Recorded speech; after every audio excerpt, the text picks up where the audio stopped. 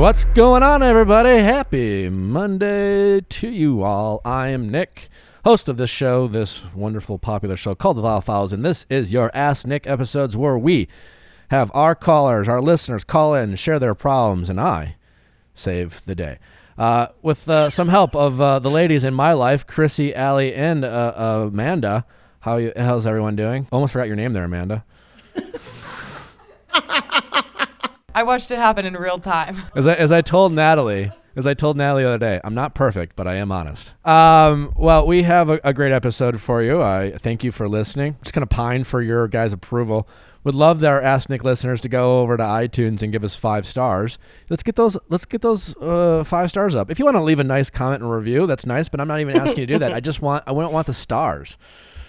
So please, I beg you, do that. Also, I always appreciate when you guys share our podcast and our show on your social media platforms. Can't tell you how much that means to us and how big of a deal it is. So thanks for doing it and continue to do that. We will try to share as many of those as we can. I can't promise you we will, but we will certainly try. Also, we're doing great things on social. Oh my God, Allie and Amanda are doing great work on Instagram, and I think we're crushing the TikTok game. So for all the people out there on the TikTok world, great stuff is coming, and it has came. Ooh. Yeah, I know. It came all over. And it was very satisfying. It was very satisfying. It keeps growing. To watch on TikTok. To watch on TikTok. The numbers grow. The numbers. We're growing. We're growing. We're growing. Growing, not and showing. I love how the two older people in this room are the biggest children. It's scary that I'm the oldest person. Amanda's looking at me with disgust. Well, I'm glad I can't see it. A great show for you guys. Thanks for tuning in. And don't forget to send your questions to asknick@castmedia.com, cast with a K. You need those questions. We appreciate it. No story is off limits, too unique. And I can't tell you enough how thankful our callers are for the advice they get. I mean that only because sometimes they get nervous. They're like, I don't know if I can do this. You can be anonymous. It's a lot of fun. And they always feel good afterwards. And you guys... We've gotten a lot of updates lately, which is awesome. Yeah. We've got a lot of people writing in, filling us in on what's been happening. And I love that. So keep doing that too. We got some great merch out there, some breakup books to help yourself and your friends get through those messy times. Some great fun sayings, hoodies, t-shirts, all the merch at viallfiles.com. So check it out. If nothing else, let's get to our callers. Question time with Nick. Let's ask Nick your sexy questions. How's it going? Good. How are you? Good. How can I help? So I'm Michaela. I am 25 and I am from Northern BC, Canada. Great. So I'll give you a little bit of backstory. It's kind of involved, but basically I've been with this guy for almost 3 years now. It'll be 3 years as of next week. And some stuff has kind of happened. So he works, just to give you some background, he works on a 2-and-2 rotation, which up north, that means that he's in camp for 2 weeks and then he comes home for 2 weeks. And so last week he was due to come home on Tuesday night. He came home. We hung out, everything was great, everything was normal. He's been a little bit off lately, just in the sense of he's been very negative about life. He really doesn't like where we live. We live where it's pretty much winter, 7 to 8 months of the year. So it makes him kind of miserable. Anyways, he was just kind of down, but everything was great, normal, whatever. The next day I had went to work and he came and picked me up at lunch. And he was just, again, very negative. And so I had asked him, what's going on with you? What's wrong? And he was just like, I hate it up here so much. I don't want to be up here anymore. And you know how when you're kind of a little bit annoyed because you keep hearing it so much. And so it's just I was like, well, why don't you just move down south then? Because he always talks about moving to this particular area, which is 12 hours away, which there's sun and beach and whatever. And so he was just like, no, I would never do that. I want to be with you. And that's why I'm up here. And so I was like, okay, well, I don't know what to do. You sound kind of like you're getting depressed. Maybe you should get some help. And he said, no, counseling isn't going to help me. And I said, okay, whatever. So we kind of left the conversation. He dropped me back off at work and it was kind of odd, but fine. An hour and a later, I'm sitting at work and I get this text message from him that's like, hey, sorry, I had to leave. Like, I've skipped town. I'm going to see my parents, which is 16 hours away. I'm really sorry I had to do this, but it's for myself, has nothing to do with you. Like, I just need some time. I'll see you in a week, basically. And I'm like very communicative. And so I started panicking, like mental breakdown, just kind of hit the wall, freaking out because I couldn't understand why he couldn't just tell me in person what was going on, like how he was feeling. And so, of course, I call him and I'm just like, hey, where are you? And he's like, well, I'm an hour and a half already away. And I was like, what? That means that he would have had to leave literally like right after we had saw each other at lunchtime. And I said, can you please like turn around, come back, see me? Like, let's talk about this. He's like, no, I'm not coming back. Like, I'm already too far gone. Like, I need to go and do this. Like, if he's like basically pulled some cards and was like, would you rather me go and leave for a week or would you rather wake up next to me dead? And I'm like, oh my God, I never knew it was this serious, like blah, blah, blah. So again, I'm like very traumatized by this whole situation, feeling really down, like just can't understand what's going on. I call him a couple more times through the night. He's still like upset. And every conversation we had, like he's very emotionally kind of, I don't know, verbally abusive, I guess. Like he'll pin things on me. So he's like, you're being fucking selfish. Like this is like not about you. You're overreacting. Like get the F over it. Everything like that. So wait. Hold on. He suggested he might kill himself and then accused you of overreacting? Yeah. Okay. Yeah. And again, I had said, like, you should probably get some help. Like, can we get you some help? No, I just need to go and be with my parents right now. He's like very family oriented. It's like, okay, whatever. So anyways, I had this feeling that he wasn't going to go down to his parents. I had this feeling he was going to go see his friends, which his friends is still down south, but they're about 4 hours away from his parents. And so I'd asked him like where he was going to end up that night. And he said, sure enough, like Kelowna, which is where his friends are. And so again, we had a couple conversations that night. None of them went over well. It was a lot of yelling, screaming, whatever. The next day, don't really hear from him. Like maybe I got a couple texts from him, not really hearing much. And then the following day on Friday, this is last Friday, I had texted him and I was like, hey, what's going on? No answer. So I called him and I was just like, and he answered and I was like, hey, just kind of want to let you know that like, I know you're going through something clearly right now, but like you also kind of abandoned me. And like, I would love like just even like a good morning text or a good night text or something saying that you're okay, especially since you left on this note of saying that you're going to kill yourself basically. And he said, oh, I'm really sorry. Like, I'm going to work on it. I've been just getting drunk with my friends. Like, I'm going to do my best to whatever. I love you, miss you, the whole bit. I'm going to try and text you. And I'm like, okay, cool. So then I left the conversation feeling pretty good. That night, he had texted me a couple more times saying like he missed me, everything else. And then the next morning, no answer. Afternoon, no answer. So I start texting him and I'm just like, what's going on? Are you okay? Blah, blah, blah. No answer. So it got to the point where like I had messaged his mom and I was like, is he alive? Like, what's going on? His mom, oh yeah, he's fine. He's just hanging out with his friends. It's like, okay, cool. Don't know why he's ignoring me. Following day happened Sunday, no answer. Then I start getting like really upset. Like this guy is not texting me. He's not calling me back. Literally no communication whatsoever. And so his phone is actually on my account. And so I had like looked to see if he was still making calls or whatever to make sure that he's alive, which he was. So he was ignoring me. Monday rolls around. Let me ask you a question. When you went and checked your phone records, deep down, were you really checking to see if he was alive or were you checking to see if he was ignoring you? Both. No, but really, deep down, what did you really believe? What were you really trying to find out? You know what I'm saying? Like he was ignoring me. Exactly. Yeah. Like, listen, when we date people, like, you know, as a guy, right? And I, you know, have a girlfriend and she goes out and with some friends and all of a sudden, like, listen, like we live in a shitty world. And sometimes like, you know, you hear these stories about like, you know, call me when you get home and the girl never makes it home. That can happen. Right. And that's scary. But like you always assume that everyone's going to be okay, and all of a sudden you can't get a hold of someone. You're like, oh my God, I got a little worried there. But you never were really worried that they were dead, because like those types of tragedies, thankfully we believe that's never going to happen to us, right? Yeah. So I'm wondering, like, he says this thing, he puts it out there that he's suicidal or he might kill himself, and he kind of almost like has you on this hook.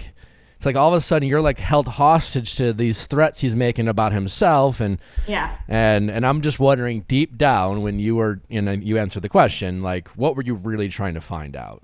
And I was trying to find out if he was ignoring me for sure. And the reason why I want to ask that question is like, this threat of suicide by him has really, it's this power he has over you, right? Because now you're it's a shitty thing to do, because you have to almost make sure, like you even have to tell yourself, I'm checking to make sure he's okay. But what you really want to know, and what the real issue is can I trust this person, and why is he ignoring me, and why is he doing these like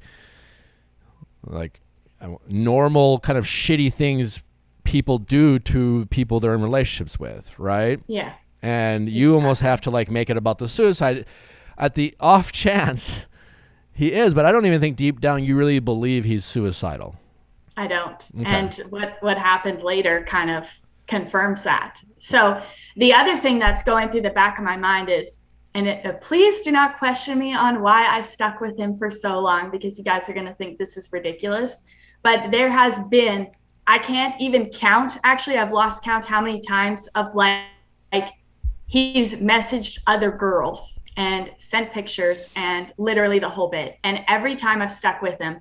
And I think that he has something similar, like I'm not going to assume, but I would say something similar to a sex addiction, but like he's not having sex. He's just messaging literally anybody. So anytime he's on social media, like Instagram, TikTok, Snapchat, Facebook, slides into the DMs of literally anybody. He's done this the whole time we've been together. So of course, in my mind, I'm going, yeah, is he with somebody right now? Like, good possibility, not to mention about a month and a half ago, I caught him messaging some chick in Kelowna where he was saying, can I take you for dinner? Which I was with him, by the way, when we were in Kelowna at that point. All right, so hold on. I'm going to stop you for, I can't say whether he is or isn't a sex addict, because I'm not a professional, and yeah, either are you. You got to stop diagnosing him and guessing, because what you're trying to do is justify your behavior, right? Because you feel defensive. You don't want, like you said, please don't ask me why I've stayed with him the whole long. And you're right. I don't really have to ask, because you have already asked yourself. Like, you're already defensive, and because you're defensive, now you're trying to label his behavior, and you're trying to give it like a thing, because, well, it would actually make you feel better if you found out he was a sex addict, because therefore you were the caretaker, you were sympathetic to his addiction. And what in reality, and most likely possible, not knowing in him and not able to like diagnose him, is that you're just dating a dick. You're dating someone who's selfish. You're dating someone who gaslights. You're dating someone who like manipulates. He successfully gets you to respond to him. You spend all this time worrying about him, and you have anxiety and like and half the time you're worried about like his well-being, when deep down I don't even think you're not really all that worried that he's not okay. But because you're a caring human being, you're just like, well, fuck, what am I supposed to do with that information? Like, I can't just ignore it. Like, you don't want to just ignore that he's like threatened to kill himself. Like, that's fucked up. But the truth is, people do these things. Yeah, I know. And you're just maybe dating a dick. I woke up this morning and I rubbed me with Theragun. Don't get any ideas, baby. I went to bed, used the Theragun. I woke up, used the Theragun, because you know what? I'm playing virtual reality, or sometimes to stress the fuck out, I grind my teeth, and Theragun has truly saved my life. I shit you not. It's truly the greatest thing. Theragun is the invention that will change this world. It's something, I have so many moments of being a kid and wanting people to rub my sore neck, whether it's, I played athletics, if you have a cramp, you're working out, you get tightness in your like IT band in your leg or your neck or your back or really anywhere. Theragun, the Gen 4 Theragun doesn't just feel good, it gets to the source of pain by releasing tension using Theragun's signature percussive therapy, which goes 60% deeper than vibration alone. Well, that sounds fun. Whether you want to treat your muscle tension from working out or injury or just for the everyday life, there's no substitute for the Theragun Gen 4. The OLED screen and design makes you feel like you're holding something from the future. I can vouch for that. And the Theragun app learns from your behavior and suggests guided routines. Ooh. Theragun is trusted by 250 professional sports teams like Real Madrid, elite athletes like Paul George, DeAndre Hopkins, Maria Sharapova, hundreds and thousands of customers, and most importantly, me. Try Theragun for 30 days starting at only $199. That is a steal. You can spend that on one massage, but you get a Theragun and you'll have a professional masseuse for the rest of your life. Go to Theragun.com/VIALL right now and get your Gen 4 Theragun today. That's Theragun.com/VIALL.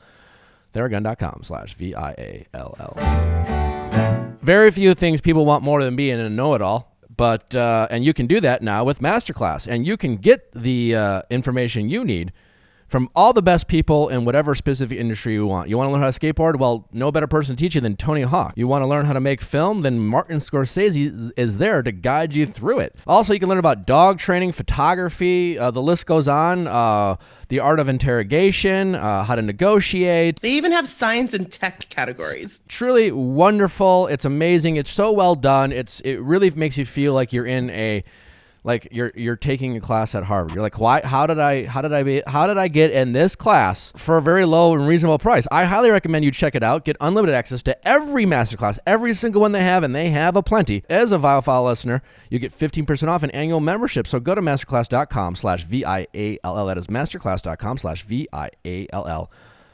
15% off Masterclass. Be a master. Take a class with Masterclass. Yeah, well, again, what I'm going to tell you next confirms that. So after Monday... Just let you get it out. All right. Yeah. After Monday, that's when I had sent in the question, and my original question was like, how do I go about this ghosting situation of somebody that I've been with for 3 years? Well, last night, I did something that I'm not very proud of, and again, I have a lot of anxiety and stuff, and I just felt like I wasn't getting closure. And so I went onto the phone records again, and I saw this phone number that he had kept talking to, like, a lot. And so I told my friend about it, and she had texted the number. And I had also searched the number onto Google, and it came up with the girl's number in Kelowna. So what resulted out of that is my friend texted this girl. She had basically confirmed everything, because then my boyfriend had messaged my friend and they basically got into a scrap. He's like super immature, ended up going to my friend's husband about their personal life. Like, just he raged out. And then basically he finally texted me and just told me a bunch of shit about how it's been over for a very long time and I should know that, and blah, blah, blah. So now my question is, to wrap that up, is like, I had no idea it was over. Like I said, the last time we had talked was last Friday, and he had literally left the conversation saying, I miss you and I love you. And when he came home last week out of camp, we had sex and everything, like things were normal. So things haven't been normal for a really long time. Well, right. So you have to, for 3 years. You have to accept that, acknowledge that. So I'm going to ask you a question, and I know you're going through a lot, and I don't want to know why you've stayed with him. I know why you've stayed with him. You're afraid to move on. But what I want to ask you is, why do you think you're afraid to move on? Like, why do you think you've been so willing to put up with this stuff? Because it's just a fear, right? And we all been afraid before. And right now you're feeling a lot of stuff of, you're feeling foolishness, you're feeling used, you're feeling betrayed. And the hardest part about all that is you kind of known, and so now you're just really mad at yourself. Yeah. And you're mad at him. You're mad at it. And I get it. We've been there. There's a lot of people listening being like, oh, God, why did I do this to myself? But why are you afraid, having all this data, all this information, have been like, I don't deserve a guy like that? What are you so afraid of? I was in a relationship before this that was like super similar, and I was with him for 6 years. And also like emotionally kind of abused that way. And so when I had met this new guy, there was a 3-month turnaround. So I have not been alone. So it's a fear of being alone. Okay. That's what well, it is. There's nothing to be afraid of when it comes to being alone, right? Yeah. I think somewhere along the line, you lack some confidence in yourself. And I think you need to really focus on yourself. I think you need to give yourself permission to be real selfish for a period of time. That period of time might be like, I don't know, a couple years maybe, certainly months, right? Yeah. And you need to focus on your confidence, and you need to focus on, you've spent all this energy taking care of this guy or trying to go out of your way. Hey, move. Like, you've been so accommodating and so like, put that energy into yourself, right? We have like our energy in life is not infinite. You put fuel. What is fuel? You put gas into a car. Like, it doesn't last forever, right? Yeah. Like our energy is limited. And so if we use energy one direction, right? And energy for like anything, work, job, relationships, like that's energy we can't use somewhere else. So this guy's he's an energy sucker. He's just sucking all the energy out of you, right? And you've been focusing, like even in this past relationship, you're so used to like focusing energy for some reason, hoping that it's going to like validate yourself, right? And what you need to do is focus your energy solely on you. You need to be selfish, right? You have to like eliminate these people from your life. And it might be hard because you're not used to that, because you probably have a fear of being alone. That's one of them. But your fear comes from this insecurity you have, and I don't know where it comes from, but you really need to like look at that, right? And then use your energy, of which is very limited because we all have a limited amount of energy, and just focus on yourself. What goals do you have for yourself in life, right? And those goals can't be, you can have a goal to have a life partner. You can have a goal to like get married and have kids. That's fine. But right now, talk about your specific goals that only have to do with you, that don't include kids or a husband or a partner. Like, what do you want to do for yourself? Where do you want to live? What career goals do you want to accomplish? And work towards those. What like health goals do you want to accomplish? Luckily, I have already, like, when this was happening and he was like kind of ghosting me last week, I had like a career opportunity come up. So I like, that's kind of trying to pull me out of the slump that I'm in. Like, it's something that I can look forward to get ready for it. And like I said, the whole situation that happened, I know it sounds messed up, but it helped knowing that there was a reason behind what he did. Like, there was another female. But like I said, I'm so blindsided. Like, why would he tell me that it's been over forever? Like, or for a long time? Like, I don't get that. Why would he say those things to me? You don't stop trying to understand it. Huzzah! Probiotics, man. Your gut health is so important for your immune system, for your brain too. Like, just the things that go on in your gut impacts your emotional, mental, and physical well-being. And why don't you make that easy for you by drinking the delicious probiotic Huzzah? Experience a bold product seltzer with benefits. Sunshine season is coming fast, but you can start celebrating now with Huzzah, a bold probiotic seltzer with benefits. That's right. You can have fun. You can get refreshing beverages in your body, all while taking care of your gut health. My favorite flavor, the raspberry lemon. Ooh, it's tangy. It's tangy fruitiness and a citrus spark with 0 sugar and just 5 calories. Other people like the strawberry hibiscus, and there's also juicy pear. Whatever you have, it's all delicious. I've had it all. I do have my favorites. Get your cooler ready and stock up on Huzzah Probiotic Seltzer by using code VIALL for 20% off your first order at Drink Huzzah. That's HUZZAH.com. That's VIALL for 20% off. Drink Huzzah, HUZZAH.com. Rothy's. Hey, everyone likes beautiful, stylish, and comfortable footwear that has no break-in period, all while taking care of the environment. And the only company doing that is Rothy's. So you ladies out there, because I'm only saying that because they don't make it for men like me, and that's one of the very few things. That's one of the many things I am jealous of you women about. Be jealous. Be jealous. They are taking recyclable plastic and making it into the most stylish and comfortable footwear and handbags and purses.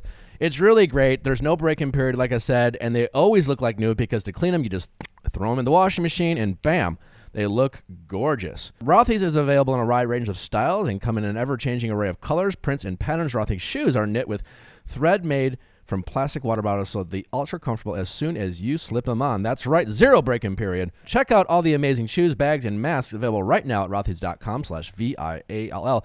That is rothys.com, ROTHYS.com/VIALL. Style, sustainability, and meat to create your new favorites. Head to rothys.com/VIALL. When I say you've been dating a dick, do you agree or disagree with me? Can you like? He's a fucking dick. Okay, there you go. That's the only thing to understand. Like, you're getting into the weeds of like, dicks will be dicks. Dick's gonna say dick things. Gonna have dick actions. You know, like that's that's why. I mean, like, why did he sleep with me and didn't do this? Like, he's only really cares about himself. He's selfish. Like, he's a dick, right? So like, you gotta stop breaking down every little action that he has, because you're trying to understand crazy. You seem like a ultimately selfless person who's trying to understand what it is to be selfish, and you do in a healthy way, not how he goes about it. You need to take care of yourself and focus on you. Stop understanding why he is making decisions he is doing, and start trying to understand why you're making decisions you're making. Focus on you. Again, like, there is some like tough love you have to present to yourself as well. This is about your choices, not his, right?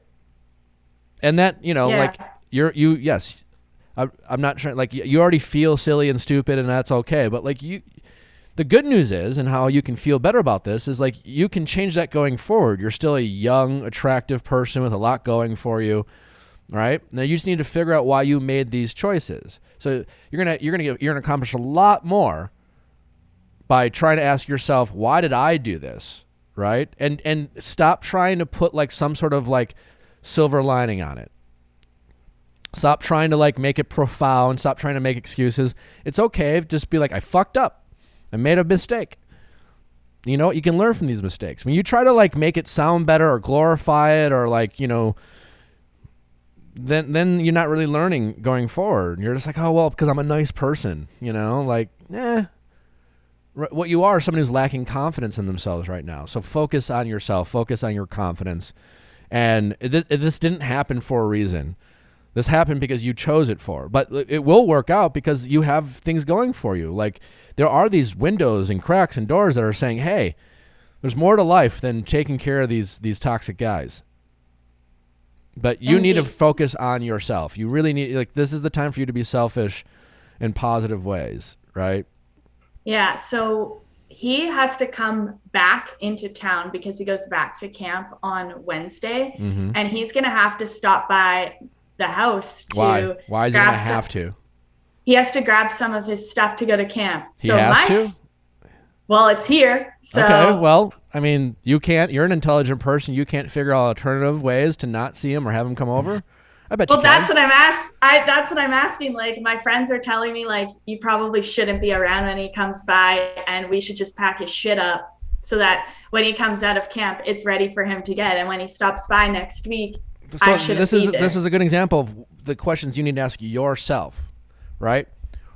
You don't need me or your friends to say to you, well, you shouldn't see this guy. You know that. You're a smart person. But there's a part of you that's trying to justify allowing this to happen. You're trying to make excuses for the situation, not only for him, the situation. You're making excuses for yourself, too. Why do you do that? And the reason why is because you still have hope. You're still hoping you to be proven wrong. And that is your ego. That's you trying to like justify your past choices in the past, which is why you feel stupid. You just have to accept it. You got fooled. You got duped. Does it make you a fool? The only thing that's going to make you a fool is continuing to do it. Like, we've all done this, right? But you gotta start asking, why am I doing this to myself? And you're playing the victim a little bit too much. And I'm not saying you haven't been victimized, and I'm not saying you haven't been wronged, but you need to start holding yourself accountable for the choices you're making, because this is a dick. He's not going to change. It's also not your responsibility. You're not his parent. You're not his counselor. You're not his mentor. You're not his therapist. And he will come back and he will continue this toxic behavior and he'll probably gaslight you and he might even like come back and be like, oh, just kidding, let's be together. We really don't know. He's an unpredictable dick. He did that last year. Yeah. And your ego is saying, you know what? Like, I don't know, maybe give him another chance. I don't know. Like there's a way out. We don't have to feel bad about our past choices. We don't have to feel we don't have to feel duped. Just like let him come back and apologize. Well, I know it's not a good idea to take him back. Obviously, Well, I don't want to so do that. yeah, well then don't, because you're not a prisoner, right? This is your choice. Own your decisions. Yeah. You know, you need to step up here and focus on your confidence. Focus on self-improvement, things that you need, things that you have neglected taking care of yourself because you've been so focused on trying to take care of him. I think that a lot of girls can relate in the fact of like, for you sure. want to be the person that changes. Yeah, like, it's a people thing. It's not just women. Guys do it too, right? But like, now take your power back. We talk about this a lot on this show. Like, and that's on you. Like, you're not going to get it from him. He's not going to give you a drop of power. He doesn't want to give you shit. He wants to control you. Yeah, he doesn't care. And that hurts, but you just keep saying that and believing it and get to a point where it doesn't bother anymore. You're going to be okay. It's not the end of the world. Right? You're still young. You deserve a good guy, right? But you're not giving yourself a chance. And you're not giving yourself a chance because you haven't really worked on your own confidence issues and it's drawing these toxic dicks into your life. Yeah. But you have to start taking ownership of your actions, right? Because you're giving these guys too much of your power, all right? Thank you. You're going to be okay. But you got to start believing in thanks. yourself. You got to, you really do. Cut off, like, stop talking to his mom, stop talking to his friends. Like, it's over. It's going to feel good when you stand up to him. Yeah. And by standing up to him, that just means not giving him any access to you. Yeah. I promise you, whenever you decide to follow through with this, you're going to look back and feel so good about yourself. And that doesn't mean, like, and sticking up, just to be clear, sticking up for yourself does not mean you have to interact with him. I don't want to. No, you do. That's okay. Admit it. And then tell yourself, I'm still not going to because I deserve better. Stop pretending you don't want to, right? It's okay. Be honest with yourself about your intentions, but just say, you know what? I'm not going to do that anymore. I want that donut. I want to, like, it's okay, but you're not going to do it. We all have these desires we have to stop ourselves from, like, giving into. Yeah. And that's where you, the adult, comes in. Yeah, definitely. All right? I believe in you. Thank you. All right, take care. Thanks. All right, bye-bye. How's it going? What's your name? Tanya. Tanya, how can I help? Maybe 6 weeks ago or something, I just started hanging out with this new guy. I'm just really kind of confused on what this guy really wants. I think our first date was actually really awesome. He took me paddle boarding by a sailboat, and we ended up hooking up on the first date, and I was kind of fine with that. He kind of gave me a little bit of like fuckboy vibes, so I was just like, you know what, I'm gonna have fun with it, go along with it, and just have an awesome date. But then he kept hitting me up and super interested in pursuing me, so I was just like, all right, well, I mean, after you slept with him, he was pretty persistent. It's a good sign. Yeah, right after I think we were still driving back, and he like texted me having a good time and everything. So but then the next day he was going on a vacation. This guy's like always busy, so like I understand he's either working really hard or he's going on an adventure.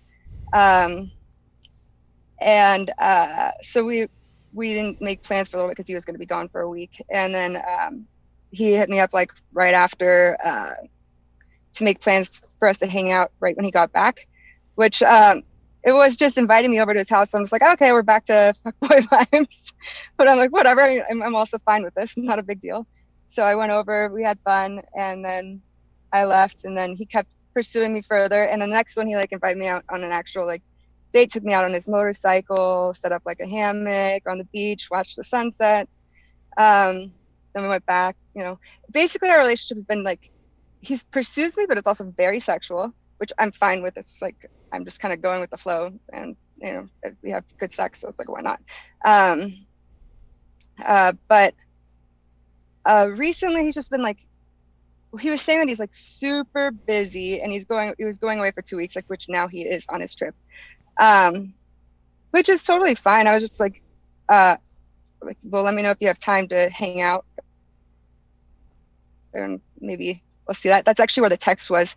It sounded almost like in his text that he was just it felt like he was making excuses to not see me, but I wasn't sure if I was. Is this all one conversation? Yeah, I wasn't sure if I was just reading into it wrong, but like he was. What, he sent you a picture of his truck? Yeah, it got like hit, and I think he was just having a really bad day. Sorry, writes, fuck my life. It's been a week. Busy as fuck, but busy is good. It's like, thanks for letting me know. Yeah, that's always how I feel. Luck wasn't on my side today. I'd need a drink, but have 1,000 things to do. Oh my God, I'm so sorry. You're right. That really sucks. Oh, that's such a crappy feeling. What a nice empathizer you are. If you need anything or maybe a drink, partner, I'm happy to assist. I am sorry. So here's where you went wrong, just to give you a little note. He told you he was too busy for a drink. So, and then you went, and because you're a nice person and you want to hang out with him, you were like, no, but I'll still hang out in case your schedule frees up. Again, subtlety, like I wouldn't beat yourself up, but like you didn't need to point out, like he told you he's not available, and then you told him that you were. You know? Yeah. So you don't need to do that. Like if someone says they're busy, you don't need to let them know that you're not. Okay, for sure. There's just the weird, especially in an early dating situation, you know, like people always say, like, the conversation about playing hard to get. Like, I think that's a dangerous game, right? But like, there's nothing wrong with at least letting someone know that you just have shit to do, because you do, right? And even when you're bored, like, it doesn't mean you're not a busy person, but like, there's something about like, there's a difference between playing hard to get and just like having other things going on in your life that were going on before they were in your life, right? Yeah. And there's a weird thing between, like, again, deliberately playing hard to get and just like having nothing better to do, like you're waiting around for them to have a drink with you. So there's a small like, well, I'm just going to be waiting here in case you do want a drinking buddy. That's kind of how it sounds, right? Anyways, let's continue with the text. Yeah, just something else to fix. Not in the best mood and working all day tomorrow, too. It's just been a fun week, needless to say, but love being busy, we get it, and helping a fuck ton of patients again. Well, you are a hero. Just letting you know how busy and how awesome he is. Got qualified for another PPP loan for small business. Awesome. You're super great. So much to figure. He's so good at offering information without you asking about him. No worries. I hope to feel better and so much to figure out with that too. So then you're like, this no worries was like he didn't even say he couldn't hang out, but you felt the need to like subtly apologize. No worries. Sorry for making myself available to you, essentially. I hope you feel better and get everything figured out. Always do, he lets you know. Like, wow, what a always do, because I'm awesome. Empire doesn't build itself. Oh, he's built. Empire doesn't build itself. And nothing gonna get. This guy's not lacking confidence, which I'm sure you find attractive, and that is great. Confidence is good. Sorry about canceling the other night. Oh my God. Thanks for understanding. Well, I mean, you apologize for like him being busy. I need this Colorado vacation ASAP. Booked solid, but in a good way. He then proceeds to send you his calendar. Boat is booked all month. Ha ha ha. Boat for like himself. He's literally like sending you his calendar. When do you leave for Colorado? I know he does this where he always tries to like prove to me like when he's busy, he'll like send me pictures of him busy just to like make sure that like I know that he's busy. Like I don't understand. Apologize for me. Hashtag goals are being met. You ask him, when do you leave for Colorado? He writes, not till next week, but I'm kind of overwhelmed. Once again, on a good in a good, crushing life way. Fuck. I hate him. Hashtag goals are being met. Finally. I really hate this guy. For sure. Well, I'd love to see you before you go. You again remind him. Like he gets it. We want to hang out. Okay. Steak doesn't say forever. Oh my God. Now you're letting him know that you went out of your way to buy, like you've planned a date he doesn't want to go on? He bought me steak, and then we had to cancel our date, and then I was just like, I want to eat that steak, man. He probably ate the steak. I hate to break it to you. You're right. Oh no, we ended up having that date with the steak. Okay. Haha, true. I'm working on it.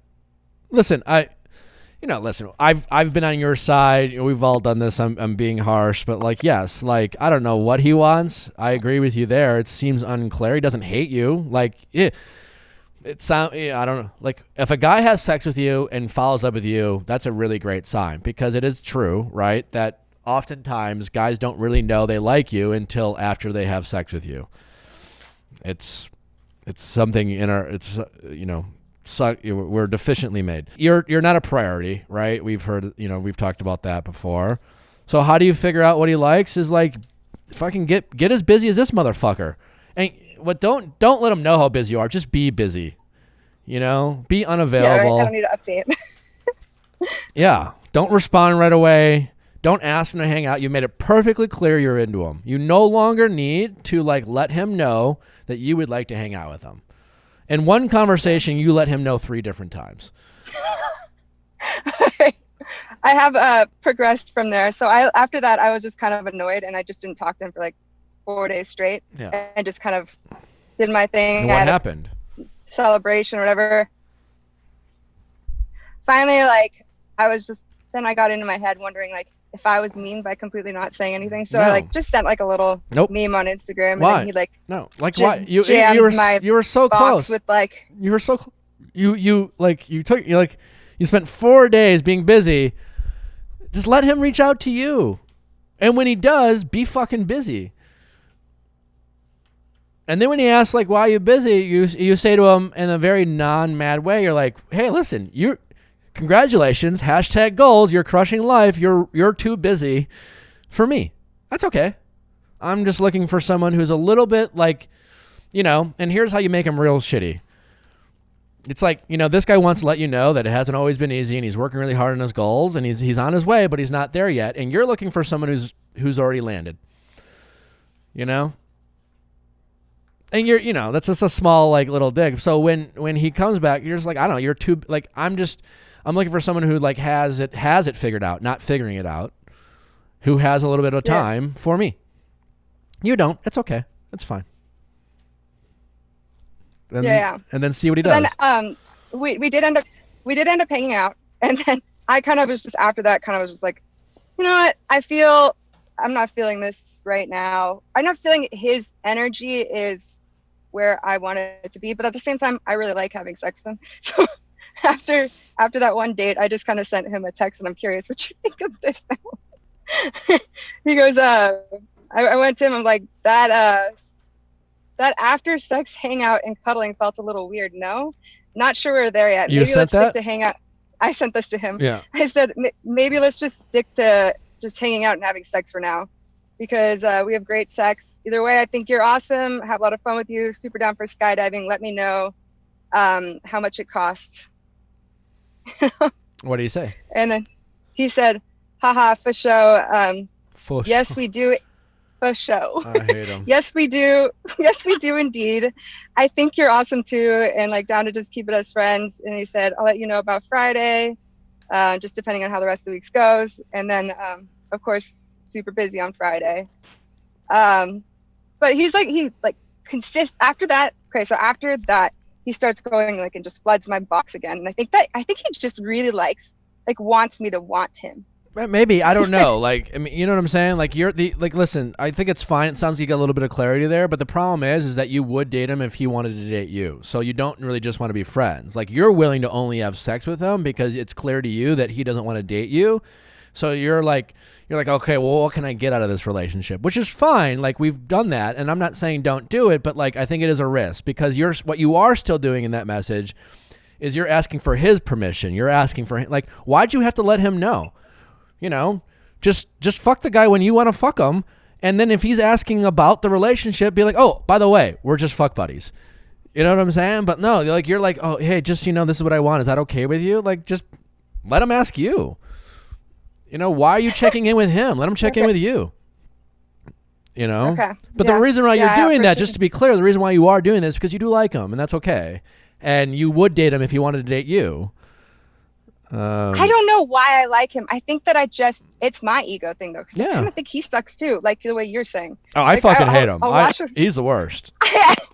I think he kind of sucks too. And I think it might be my ego, honestly. Yeah, also like, hey, listen, good sex, hard to find. You know? But yeah. And I think that's also why I'm like kind of okay with just keeping it the way, because I'm like, well, he gives me attention sometimes, like the way that I like. He hits me up every day and gives me attention and good sex and whatever, but then he also does kind of suck. So I'm like, I don't know. Right. So like if you're going to keep hanging out with him, you just need to really rein this in, right? You need to stop asking him anything. Be the boss. Okay. Be the, you know, I don't want to say be the guy because, you know, like women can do this and do this. Be the boss.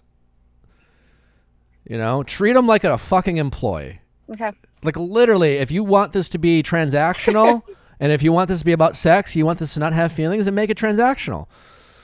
You're the boss. He works for you. Okay. And by work is like you will allow him to like please you sexually when you need to be pleased. And until then, you don't need like, and you're not asking for his permission. I mean, you want consent is important, but like, you know what I'm saying? Like, hey, you want to fuck? No? Great. All right, cool. In fact, don't even like, don't ever ask him anything. And when he hears from you, when you hear from him, you let him know if you are interested that if he's interested, you have time to have sex with him. Okay. That's it. That's the only way. Like again, you're playing with fire because you do like the guy. But if that's what if you want to try to get down to a path where you really, then like be the boss.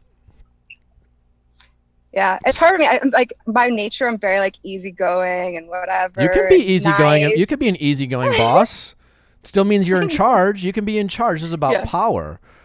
And you keep giving him your power by asking him if things are okay, by checking in, by like operating around his busy schedule and being accommodating and, you know.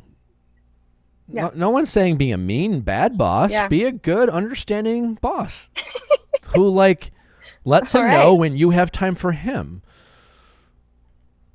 Okay. I like it. Thank you. All right. Yeah. All right. Best of luck. Just what I needed to hear. All right. Thank you. All right. Bye-bye. Have a good day. You too. How's it going? Hi. What's your name? I'm Rachel, and I'll be 30 in May. Oh, well, happy early birthday. Thank you. How can I help, Rachel? So just buckle up. It's kind of a long story. So last August, my dad's cousin was talking to my dad's aunt, and she's getting up there in years, and they were kind of just talking about, she was asking questions about her childhood and her siblings and everything. And it suddenly dropped that her sister, which is my grandmother, apparently had a child when she was 17 and put him up for adoption, and no one ever knew. And she ran and told my dad, who was completely stunned because they were super close, and she never mentioned anything. So my grandma passed about 5 years ago, and so now there's only 2 people that are still living that we could get any information from. So we only know that the father's name is Norby. He was probably born between 1950 and 1952, and they don't know his name or anything. And the only other information they have is that apparently the child, now adult, apparently used the service about 5 years before my grandma passed to find her, and my grandma refused to speak to him, which was completely surprising knowing her. But you know, she grew up in a very like Irish Catholic household, and knowing some not so great stories about my great grandmother, I'm sure she was very shamed for getting pregnant at 17 out of wedlock, and had, you know, I'm sure putting them up for adoption was really hard. But anyway, so the second I find this out, I'm dying to find this guy, and my dad seemed really interested as well. So I put in all this time to look for adoption records, which apparently are not public in Illinois. So I spoke to a private detective from Chicago, and he suggested this service that they have in Illinois that has access to adoption and birth records. So I started calling this guy Norvey Jr. just because we don't know his name, and that was apparently the father's name. This guy this person would be your dad's brother? Yes. Okay. And I you're guess like half brother. Yeah. Your uncle. Yes. So so I put in all this effort. I got all this paperwork done. I like researched the entire process. I literally filled out all the paperwork for my dad. All he has to do is sign it, and he has to do it because he's next of kin, so I can't do it until he dies. And so so I gave it to him, ready to file, and like all he needs to do is file it. And I think that Norvey Jr. probably used this service to find my grandma before, when 10 years ago. And my dad and my stepmom are kind of like pushing back and saying that they think the best chance to find him would be a DNA test, which I mean is a chance. The service is free. And so, months later, again, this is back in August, and it's now, what are we at, March? And he still hasn't filed the paperwork. He hasn't done a DNA test or anything. And I'm getting kind of upset because, like, this is a person that I share blood with, and there could be other people. Like, if he's had children and they've had children, like, I want to know them. And so my dad's actions aren't really matching his words because, again, he said that he seemed interested, but then he did at one point say that he thinks that Norvey Jr. might be angry that my grandma rejected him 10 years ago, which, I mean, I guess that's a possibility, but I don't think it's definitely a reason to not do it. And so, like, I'm not upset with my grandma. I kind of get why she did it, but now I feel like she denied my dad and my other uncle and my brother and my cousins and everything an opportunity to know this guy. And now I feel like my dad's kind of doing the same thing. And so I ended up ordering a DNA test for myself, and which I'm not really happy about because I had to spend money that I didn't want to spend. And so I did that, and my boyfriend says that maybe I shouldn't have done that because my dad doesn't want to. And so, like, then I started to think, like, am I being selfish for wanting to know this person and ignoring my grandma and my dad's wishes, kind of? Is that the story? Yeah, that's it. Okay. Well, thank you for sharing, as Matt James would say. Do we have to give Matt credit going forward for saying thank you for sharing? It's an interesting question. It's one of those things. I don't think the answer is black and white. I think probably a little bit. The answer is probably a little bit of both, right? I think I completely understand why you would want to find this person, right? They are related to you. You've also kind of made this your project, right? You hired a private eye. You're into this. This is, even if it and while I get from the family connection, I get it, but like now this has become your thing, right? And I think you just want to be mindful that your passion and your desire to see this through isn't just because of like how much time you invested or money you've spent or you've come so close, just it's a project that you're working on, right? So I think I get why you want to do it. It makes a lot of sense. It is people you are related to, but I think you want to be careful how you go about it, right? Like you said, the feelings are involved, right or wrong. These are very challenging decisions, right? And then, have you sat down, and maybe probably you have, but have you sat down and really just kind of talked to your dad about his feelings about the situation while not trying to convince him to do something? Like just about the whole thing. You know what I'm saying? Like not like, hey dad, can you sign this? We can do this, but and also here's why you should do this because I want to do this, but like, wow, dad, that's crazy. How does this make you feel? Just like kind of sit down with like no judgment and express his fears or his worries or why he might have some reluctance. Yeah. Well, so first of all, he's very stoic, so sometimes getting any feelings out of him is hard. But I mean, I have, as well as apparently my great aunt. Once he talked to her, he asked, or she asked him, "Are you ashamed of your mother for like having a child out of wedlock?" And he said, "No, of course not." So he's not like upset with my grandma, for having the child. And then, I mean, I think he's a little confused. Yeah. And you think, or he's not. He said he's confused, like why she never mentioned it, because they were extremely close, and as was I. And actually, I think that's one of the reasons why I'm so invested in this, is because I was really, really, really close to my grandma. It's honestly, I've said this too, if this was any of my other grandparents, I probably wouldn't be as interested, but because this particular person, I was so close with this grandparent. Well, I think that's an important. I think that's an important note, right? Because by kind of your own admission, you recognize you have a bit of a bias, right? Because this is, by that own admission, you're saying this is not just about finding any blood relatives I have that I have never met, type of thing. It's not just about that.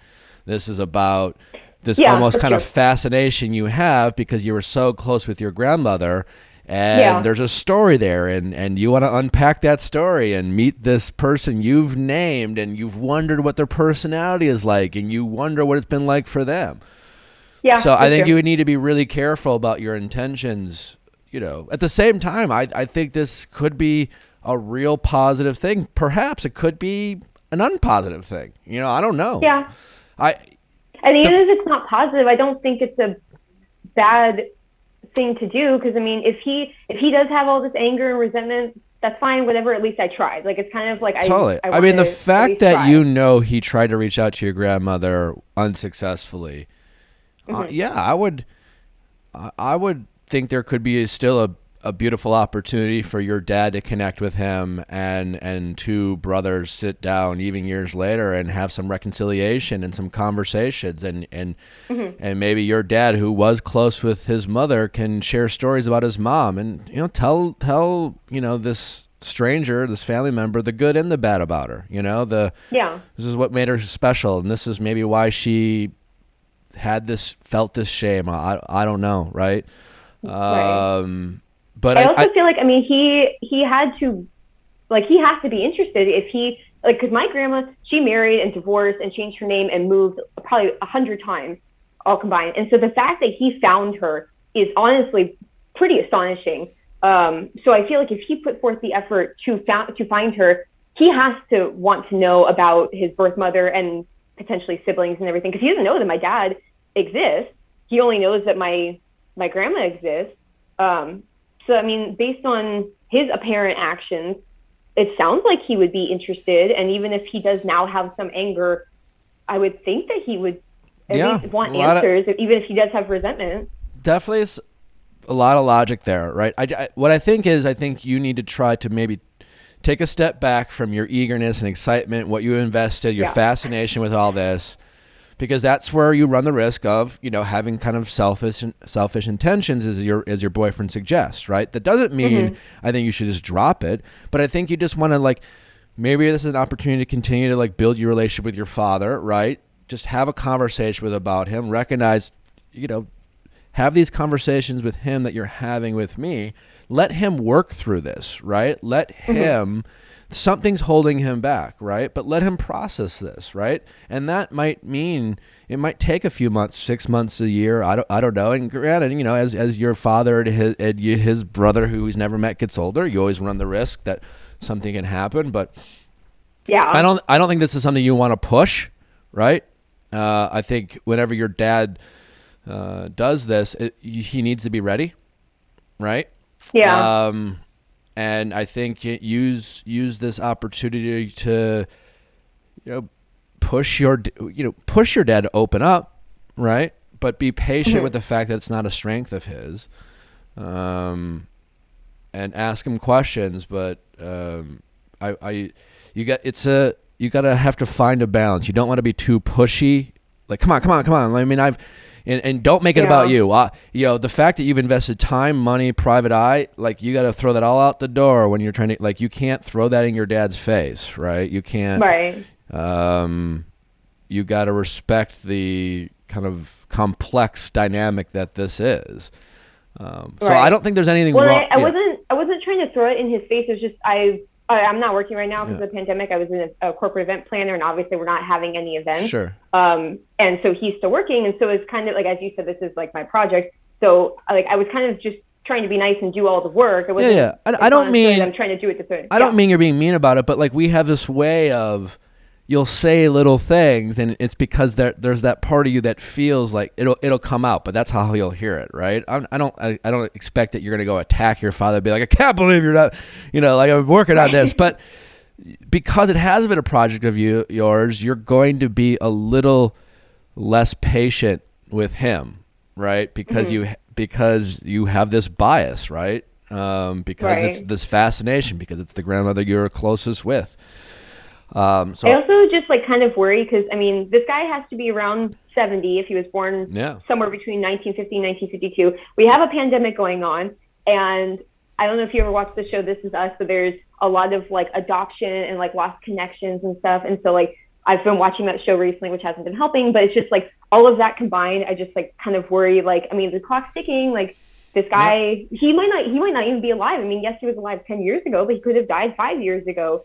So I don't know, I think because like, if this was 20 years ago and he was, I guess, 50, maybe I wouldn't be as pushy, but just, okay, like the clock's ticking, like, let's go. No, I get what it. if he dies tomorrow? I think it's okay that you continue to encourage your father to see the positive aspects of connecting, right? Mm-hmm. I think you do try to have to be patient with him, but because it needs to be on his terms, right? He can't do it because you're getting mad at him, or I think you got to be very careful about any accusations, whatever it is, you're scared or whatever, just I think he needs to want to do this and deal with whatever feelings he has about the situation, right? Because maybe there is a fear of like meeting this brother of his and having this guy be mad. It's just like, I can't believe it. And there's just a lot of anger and resentment, and maybe it's just a lot for your dad to unpack right now. Help him feel confident about if he makes a decision, be there, make him feel like he has, you and other people support him in this kind of what I'm sure is scary, so just try to support your dad and try to make it less of your passion project and more just your focus is to reconnect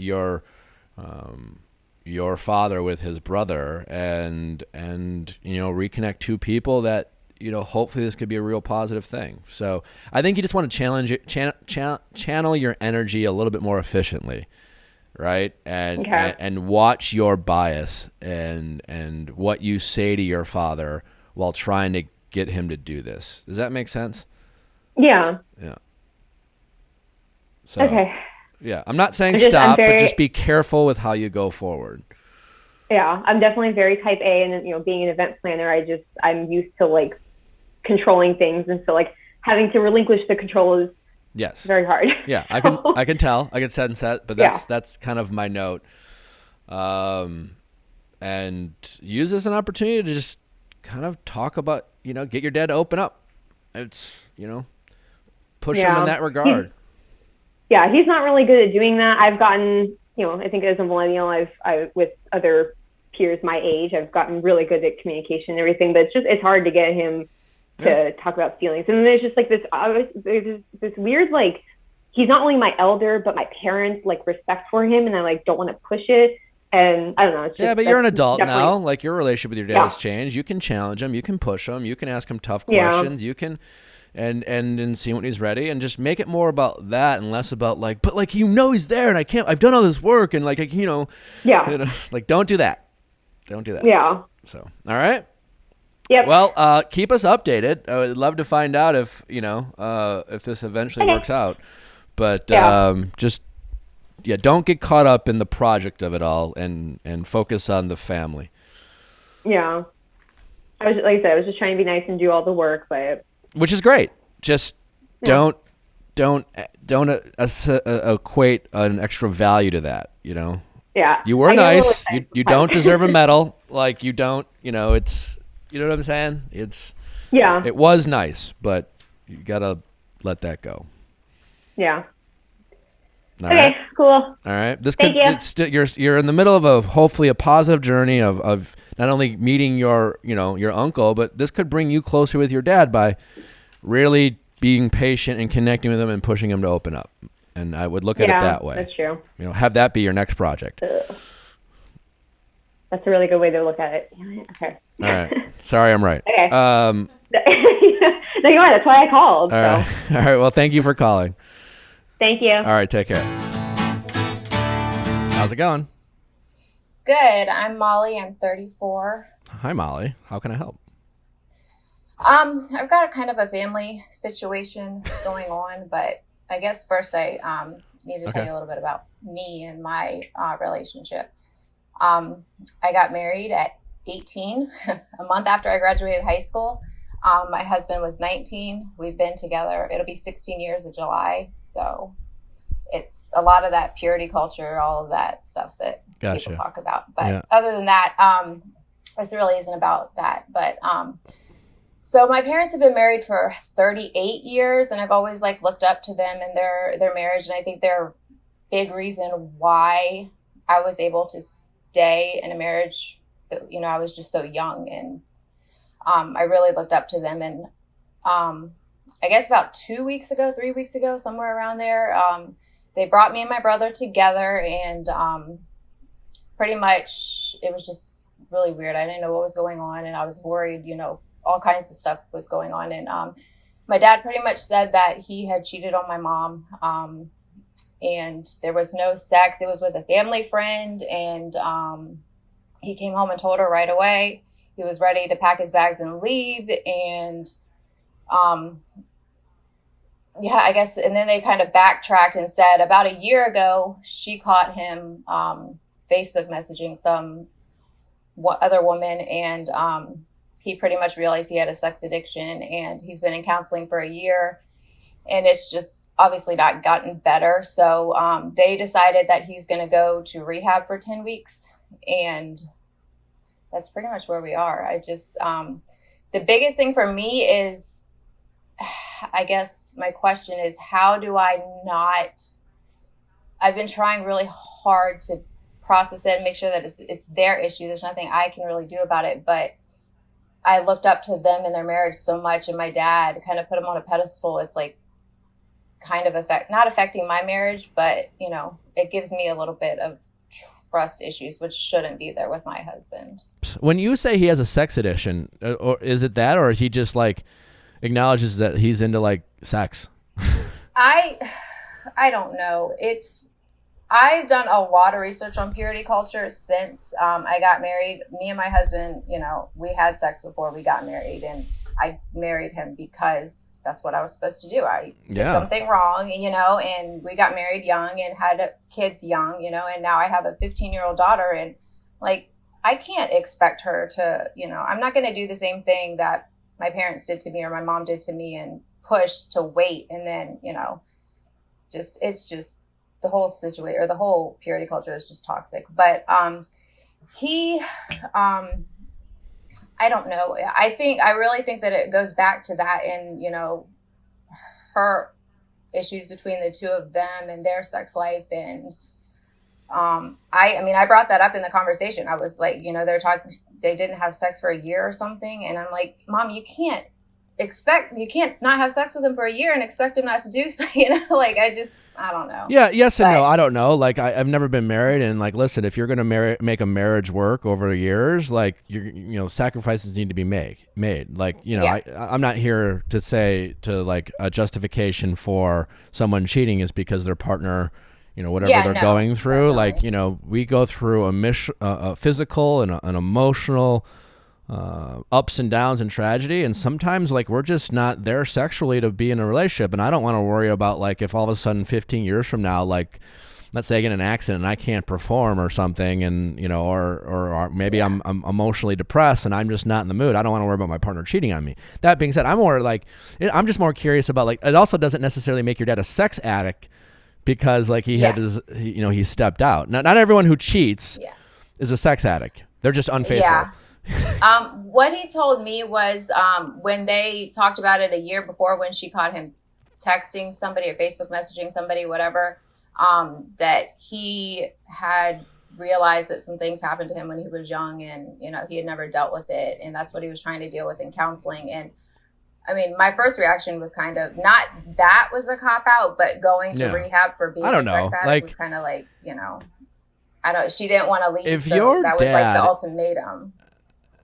Yeah, I'm not a social psychologist, but I would think if your dad's an actual sex addict, that he would not be able to have been like part of this purity culture and have been faithful. If your dad's an actual sex addict, then there might be some people from this past, right? Like I mean, and I don't know that what defines a sex addict or not, but like just because people like having sex, and especially if they're not married, enjoy having, maybe multiple partners, doesn't make them a sex addict, right? I think we love to label things. We love to label things to like justify our own behavior sometimes. Who called him a sex addict? Was it his therapist? I'm not sure. He's the one who used those words in our conversation. So gotcha. Yeah. I don't know. I think that's probably like not even the big concern here. Like your dad made his choices, and unless for sure that he's been diagnosed by a professional as someone who has an addiction problem, then again, it's your dad's choice whether he wants to go to rehab. That's your dad's decision, but I would be careful because, like, listen, if you, again, maybe he is, maybe it isn't, I don't know, but it seems unclear where this diagnosis is coming from.